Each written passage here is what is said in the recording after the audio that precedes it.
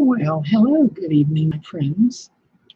This is Emily Windsor Craig, and I've been out on the net, looking around. I'm a watcher. A lot of us are watchers now because we're home. We can't go here and there and everywhere. We can't hobnob with people, so we're here and we're watching.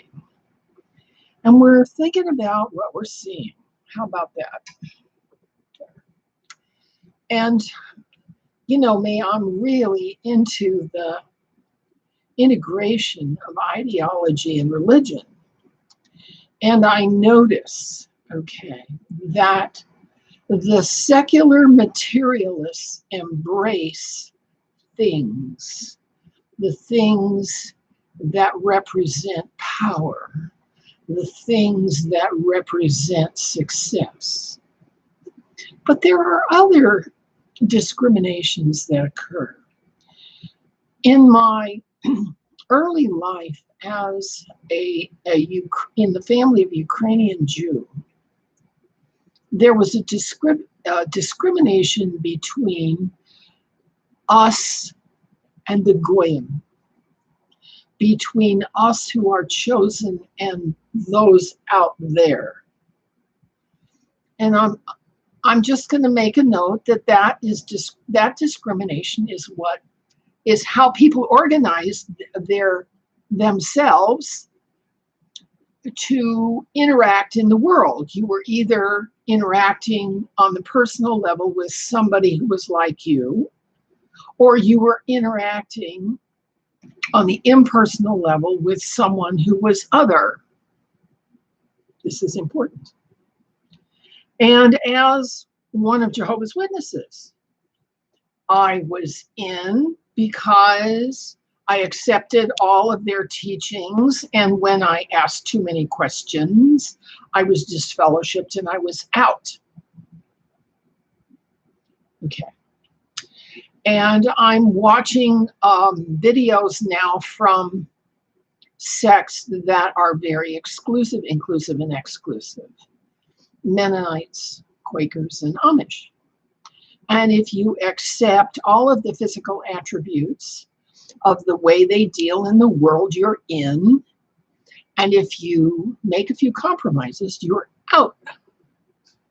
Okay? We're in or we're out. Let's look across generations.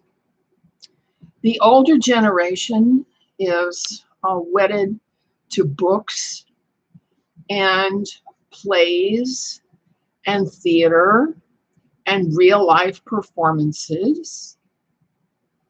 And the younger generation is on Instagram and social media being creative. You're either in or you're out. Okay? So what is important about this? Well, I'll dig up an old memory. I remember the Lyran culture. In Lyra, my name was Sarah Taupejar. Taupe is a color. It's about the color of deerskin, leather. It's a cross between purple and tan. I always wore a tan hat on my head. And that I was known for the hat I wore on my head, Sarah Taupejar. And the Lyran culture is the basis for the Essene culture and the Beatitudes of Jesus Christ. It was a completely, totally open, honest, decent culture. And everybody was in. And when somebody harmed you, you turned the other cheek. Everybody was in. And then the Alpha Draconi showed up and destroyed them, ate them, killed them completely, because they were absolutely innocent. They had no concept of treachery. So treachery in our world now is in. It's maritime admiralty, corporate statutes, it's trade treaties, it's administrative codes, it's whatever rules you happen to have in your condominium document. It's all rule baiting. That's the end of impersonal business. But if you want to have a personal relationship, you can't live by the simple rule baiting of maritime admiralty statutes, because that really uses, exploits, enslaves, and harms people. So there's the difference between admiralty, maritime admiralty statutes versus common law, which says do no harm. Common law do no harm goes back to the Lyrans. Maritime admiralty law goes back to the Greada Treaty and the Elanu Treaty from the Galaxy that said that the superior races are to dominate the inferior races. Now, why am I bringing all of this up? We have some decisions to make about who we embrace as part of us and who we keep at sort of a distance because they're not completely trustworthy in these business relationships, like your landlord, okay? Like your landlord. You might be friendly with your landlord, but he's not your best friend, let's face it, all right? You might have a lot of respect for the military on one hand, but you realize they operate from another set of rules than you personally would. Okay, we have these two sets of dishes problem, these two sets of rules problem. And so the children in school are taught that everybody's the same and we all need the same rules.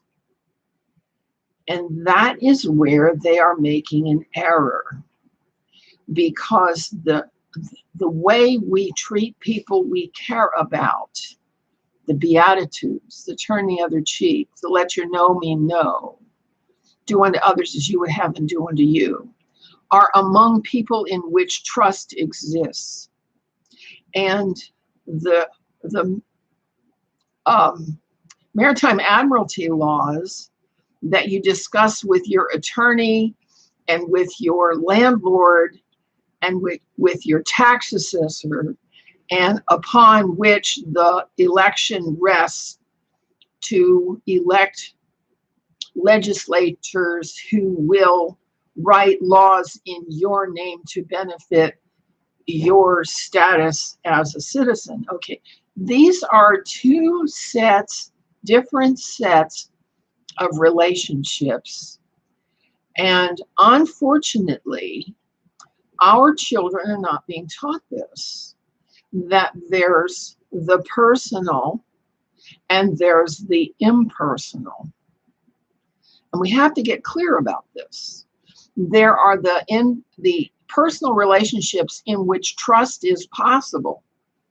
And there are the impersonal relationships in which mistrust is a given. There's no way to trust your landlord, an attorney, the local court, or the post office, or the, any jurisdiction, because they're an indifferent, impersonal process that goes through their process without regard to the effects upon us. Whereas in our personal relationships, we don't want to harm their feelings. We don't want to harm their ability to grow and develop and become who they're here to become. Whereas in the impersonal relationships, we don't really care much for the personal feelings of the people we deal with impersonally.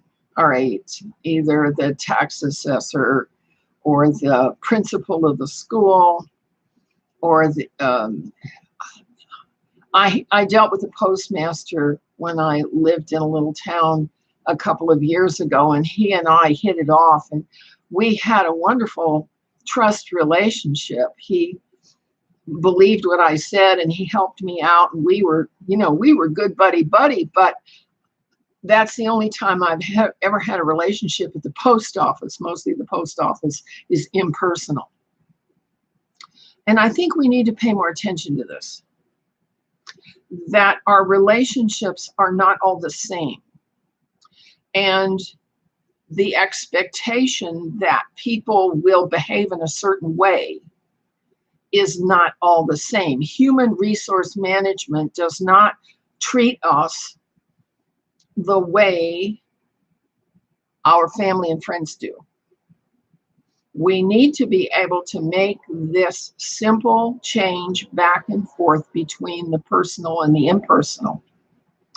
And that change back and forth between the personal and impersonal is not being explained to our children very well. It's not articulated on the TV or in the news or even on social media very well. There are people we can trust because we know that their behavior is not going to harm our feelings. And there are people that we trust because they follow certain rules and certain processes, and they are required by law or by policy, procedure, and process to do things in a certain way. Now, there has come to be a third category in our corrupted world, and those are the impersonal agencies that have been weaponized against trust. They've been weaponized in order to pursue their own interests. And I'm talking about the Department of Justice and the FBI and the CIA and the other agencies that have been taken over politically by people who weaponize their process. They slow the process down or bring it to a complete halt for political reasons. They speed the process up and help people along for political reasons. Okay, this is the Star Court. This is the Department of Justice that can't get around to indicting people for sedition and insubordination and malfeasance and rebellion who have been actively trying to overthrow the government for how long, all right? There are people in the Department of Justice and the FBI who stonewall and foot drag and will not allow the swamp to get drained. And so they're part of the impersonal, mechanistic, governmental business milieu. But they're not working according to the oath of office that they took when they took that job. And we have to get those people out of power because they are halting the effort to restore and correct certain practices in government related to treachery, protection rackets, and divisiveness. Now, treachery is saying that you're going to do one thing and doing something else. Protection racket is saying to somebody, if you pay me, I won't hurt you. That's a protection racket, okay? And divisiveness is the divide and conquer of the mainstream media, who simply out and out lie in order to create fights, both ends against the middle. We have to start thinking about who qualify for being trusted and who don't. And this is not being talked about in school. So that's why Grandma's bringing it up here. I hope I've,